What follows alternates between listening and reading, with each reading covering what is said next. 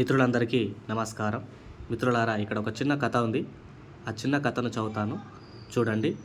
ఈ వీడియో కేవలం తెలుగు చదవడం రానటువంటి వాళ్ళకు మాత్రమే వీడియో. నేను చెప్పేటటువంటి ప్రతి పదాన్ని మీరు రిపీట్ చేయండి, తప్పులు లేకుండా చెప్పడానికి ప్రయత్నం చేయండి. ఓకేనా? ఖచ్చితంగా మీరు నేర్చుకుంటారు మిత్రులారా. వీడియో మీకు నచ్చితే లైక్ చేయండి, షేర్ చేయండి, ఛానల్ను సబ్స్క్రైబ్ చేసుకోండి. చూడండి, ఇక్కడ దయా దయా చదువు ఆనందించు. పూర్వం కపిలవస్తు నగరాన్ని శుద్ధోదనుడు అనే రాజు పరిపాలించేవాడు. అతని కొడుకు గౌతముడు. అతనికి సిద్ధార్థుడు అనే పేరు కూడా ఉన్నది.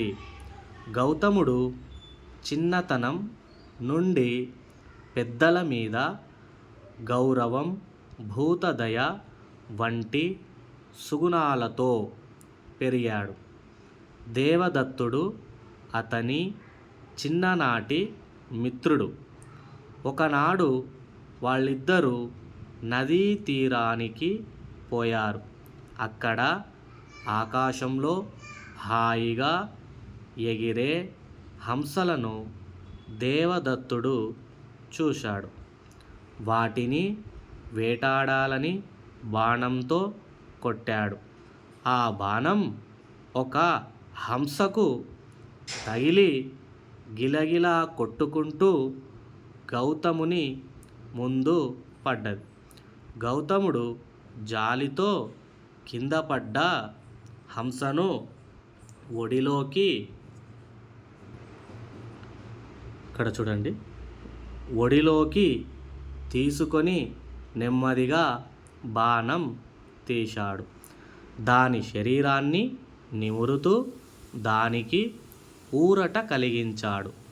అప్పుడు దేవదత్తుడు అక్కడికి వచ్చి, నేను హంసను కొట్టాను కాబట్టి అది నాదే అన్నాడు.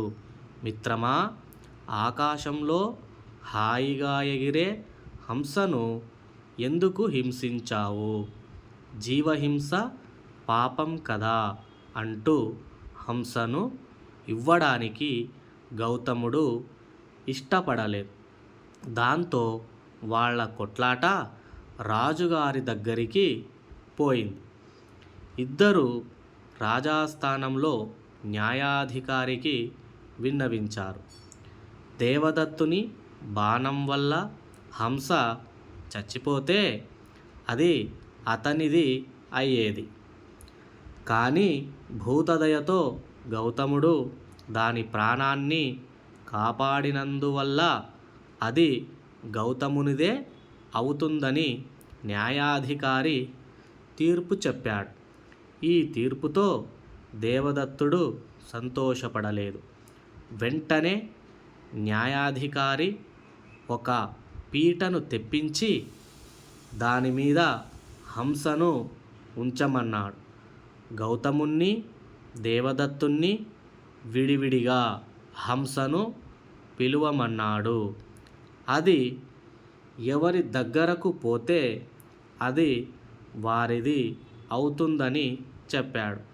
మొదట దేవదత్తుడు హంసను పిలిచాడు. అతని కోపపు చూపుకు, కఠినమైన పిలుపుకు హంస రాలేదు. గౌతముడు ఆప్యాయంగా హంసను పిలువగానే ఆ హంస అతని ప్రేమపూర్వకమైన పలుకులకు ఎగిరి వచ్చి చేతిపైన వాలింది. గౌతముని అహింసా పద్ధతికి సభలోని వారంతా చప్పట్లు కొట్టారు. రాజు, న్యాయాధికారి సంతోషించారు.